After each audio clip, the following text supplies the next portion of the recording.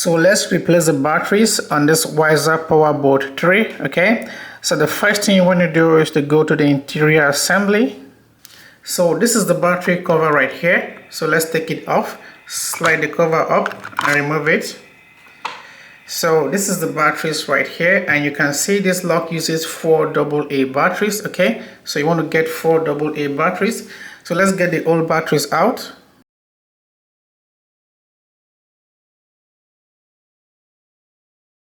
Now you can get your new batteries in and make sure you insert them properly.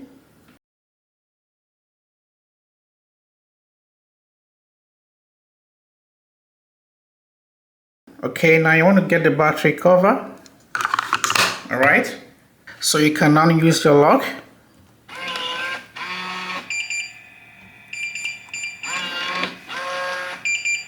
Okay, that's how to replace the batteries on your Weiser Powerbolt 3. Okay, so that's it. Thank you for watching.